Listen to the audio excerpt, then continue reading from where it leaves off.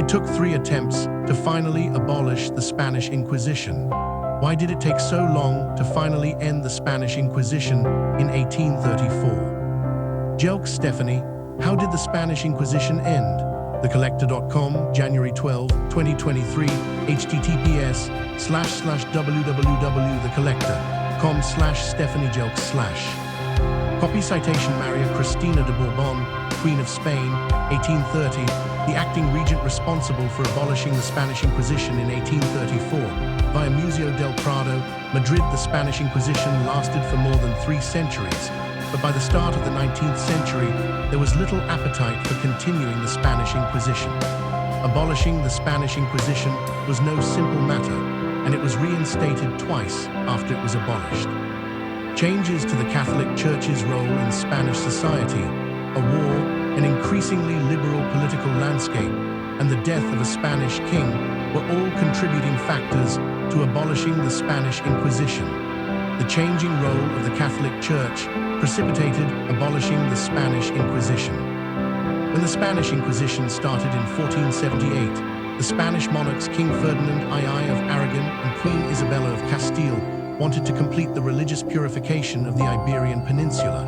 Unlike the medieval Inquisition, which had been under the control of the Roman Catholic Church in Rome, the Spanish Inquisition was under the direct control of the Spanish monarchy.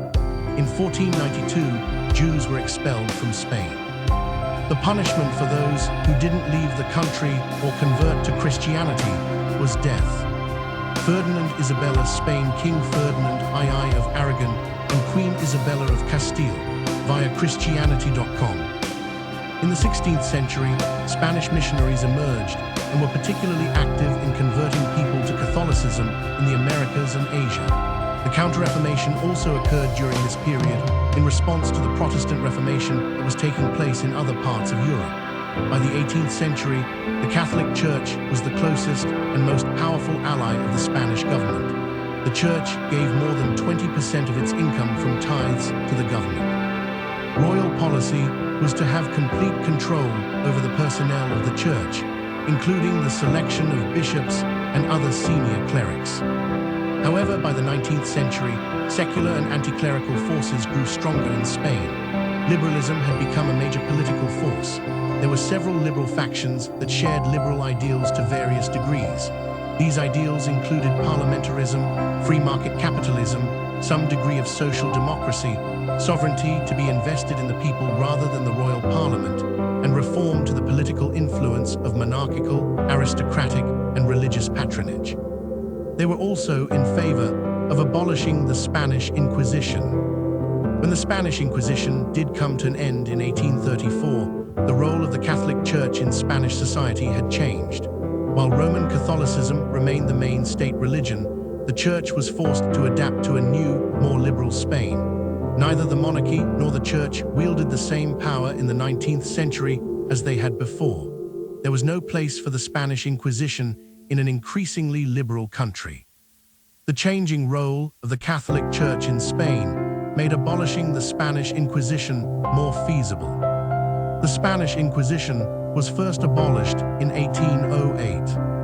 King Joseph Napoleon Bonaparte abolishing Spanish Inquisition. King Joseph Napoleon Bonaparte of Spain via Royal Central Co. UK. Joseph Napoleon Bonaparte was made King of Spain after his younger brother, the French Emperor Napoleon, invaded Spain in 1808. King Joseph's arrival provoked a massive Spanish revolt against French rule, which led to the Peninsular War. King Joseph embarked on a number of reforms. In addition to abolishing the Spanish Inquisition, he also appointed a government to adopt his reform program. The Council of Castile, the Royal Council, was also abolished. Furthermore, King Joseph decreed the end of feudal rights, the reduction of religious communities, and the end of internal customs charges. The abolition of the Spanish Inquisition occurred partially because Emperor Napoleon was at odds with Pope Pius VII. King Joseph was not a popular king, and he even asked his brother if he could abdicate the throne of Spain and return to the throne of Naples, which he had occupied from 1806 to 1808. His younger brother said no. Throughout Joseph's 5-year reign, the Peninsular War raged, with the British being the main belligerents to help the Spanish rid the French from their kingdom. King Joseph had to leave Madrid 3 times, in 1808, 1812, and 1813, after British-Spanish battle victories. Joseph's departure from Madrid in May 1813 and Spain in June 1813 was his final departure. Most of Joseph's followers fled to France, along with retreating French troops. King Joseph abdicated the Spanish throne formally in December 1813. Spanish King Ferdinand VII was restored to the throne after Joseph's departure. He brought back the Spanish Inquisition in 1814. The Spanish Inquisition was abolished again in 1820. Scenes Peninsular War. Scenes from the Peninsular War via the UK National Army Museum, London. King Ferdinand VII's restoration to the throne provoked unrest in Spain. In 1812, when King Joseph Napoleon Bonaparte was still reigning, the Cortes of Cadiz ratified the political constitution of the Spanish monarch. The Cortes of Cadiz had convened for the first time in 1810. It was the first Spanish legislature that included representatives from the whole country, the Spanish Americas, and the Philippines. The Cortes of Cadiz declared itself as the national sovereign rather than the king because it represented the people. The National Assembly divided the government into legislative, executive, and judiciary branches. The Spanish Constitution of 1812 represented liberalism and served as a model for Latin American countries that had recently become independent from Spain or soon would be. Political Constitution, Spanish monarchy, abolishing Spanish Inquisition. The Political Constitution of the Spanish monarchy, 1812, via the U.S. Library of Congress. When King Ferdinand was restored to the throne, he was asked if he would guarantee to the liberals that he would govern on the basis of the Constitution. He only gave a half-hearted response that he would. Conservatives and the church hierarchy encouraged Ferdinand to abandon the Constitution, and on May 4, 1814, Ferdinand abolished it. 6 days later, he had the liberal leaders responsible for the Constitution arrested. Ferdinand reasserted the Bourbon doctrine that sovereign authority resided in his person only. In 1820, a revolt broke out in Spain in favor of the Constitution of 1812. It started in January 1820 when a lieutenant colonel led a military uprising against Ferdinand's absolutist rule. The rebels forced Ferdinand to accept the Constitution on March 9. 1820, the Triennial Liberal or Liberal Triennium ruled Spain for the next 3 years. Revolutionaries stormed the palace, and Ferdinand was a prisoner of the Cortes in all but name during the 3 years. The Liberal Triennium acted on abolishing the Spanish Inquisition and also had a fractious relationship with the Catholic Church. By 1823, the election of a radical liberal government further destabilized Spain. The army's liberal leanings began to wane when the Spanish economy failed to improve, and in 1823, a military mutiny in Madrid had to be repressed. Ferdinand Roman VII Vicente Lopez Port at Tileti 04. King Ferdinand VII of Spain, painted by Vicente Lopez Portania via citatour-spain.com. In 1820, Ferdinand had appealed to the Holy Alliance of Russia, Prussia, and France for help against the liberal revolutionaries. It rejected his request, but by 1822, the Concert of Europe, an international system established to provide balance between Europe's major powers, became concerned about Spain's liberal government and was ready to intervene on Ferdinand's behalf. In 1822, the Congress of Verona authorized France to intervene. King Louis XVI of France sent a 100,000-strong army across the Pyrenees in April 1823. The Spanish army offered little resistance to the superior French force. The French seized Madrid and reinstalled Ferdinand as Spain's absolute monarch. When Ferdinand returned to the throne, the Spanish Inquisition wasn't formally re-established, but it returned in de facto form, and King Ferdinand tolerated it in the diocese. In July 1826, a schoolteacher became the last known person to be executed by the Spanish Inquisition. Ferdinand had no interest in formally abolishing the Spanish Inquisition. The end of the Peruvian and Mexican Inquisitions. Spanish Inquisition hearing Mexico. Engraving of a Spanish Inquisition hearing in Mexico via timesofisrael.com. The Peruvian Inquisition was established in 1570 and abolished in 1820. Unlike the Spanish Inquisition, both the authorities and the Church depended on the Spanish Crown's authority to carry out jurisdiction. In 1813, the Cortes of Cadiz instituted a decree abolishing the Peruvian Inquisition.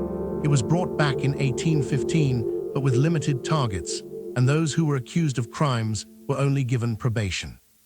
During the Peruvian War of Independence, 1809–1826, the Peruvian Inquisition collapsed. It formally ended in 1820, and Peru declared its independence from Spain in 1821.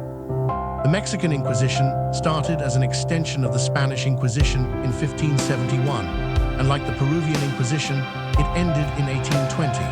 It was abolished by decree in 1812, but returned between 1813 and 1820 before it permanently ended.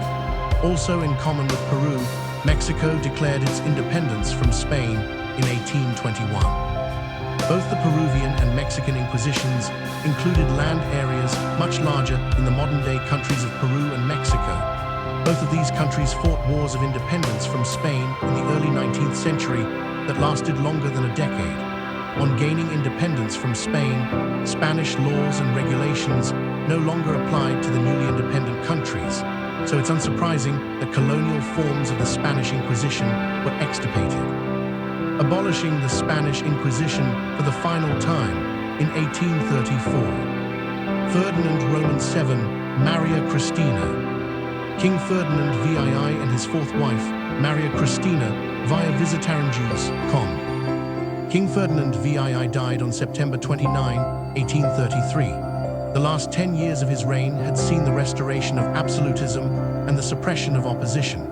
Not only was Liberal Party activity curtailed, but a reactionary revolt led by reactionaries who believed that Ferdinand had not been strict enough in fully reinstating the Spanish Inquisition was also quelled in 1827. At the end of his life, Ferdinand became severely ill after a coach accident in 1832, and his fourth wife, Maria Cristina de Bourbon in English, acted as de facto regent. Maria Cristina had been born Princess Maria Cristina of the Two Sicilies. When Ferdinand's third wife died in May 1829, Ferdinand was intent on remarriage because he had not sired a male heir. Maria Cristina was his niece, his sister's daughter, and they married in December 1829. She was 23 and he was 45. Ferdinand and Maria Cristina had two daughters, the elder being Isabella, who was born in October 1830. Ferdinand had two daughters by his second wife, but one didn't survive infancy, and the other was a stillborn birth that also ended the life of his second wife. When Ferdinand died in September 1833, Ferdinand's brother Carlos contested the fact that his 2-year-old niece became Spain's new monarch. Carlos wanted to become king because he was the next in-line male descendant of his and Ferdinand's father, King Carlos IV. Isabella Roman II, Spain abolishing Spanish Inquisition. Queen Isabella II of Spain as a child, via Wikimedia Commons. In May 1830, 5 months before his daughter's birth, Ferdinand had issued the Pragmatic Sanction, a continuation of his father's unpromulgated decree from 1789. The Pragmatic Sanction allowed any child of Ferdinand's to become Spain's next monarch, regardless of gender. After Ferdinand's coach accident, Maria Cristina persuaded Ferdinand to sign a decree making her regent in the event of Ferdinand's death. When Ferdinand died, his brother Carlos had supporters among Spain's conservatives, but Maria Cristina was able to maintain the regency of her young daughter by aligning herself with Spain's liberals. In October 1833, Maria Cristina issued a decree of amnesty to Spain's exiled liberals, a move that would never have taken place while Ferdinand was still alive. This decree of amnesty also made abolishing the Spanish Inquisition possible. As a result of aligning with the liberals, the Spanish government brought the Royal Statute of 1834 into effect in April of that year. The Royal Statute created a new legislature based on the UK's bicameral legislature. On July 15, 1834, Maria Cristina signed a royal decree officially abolishing the Spanish Inquisition once and for all. This decree was approved by the President of the Cabinet of the government, showing a marked departure from Ferdinand's absolutist rule.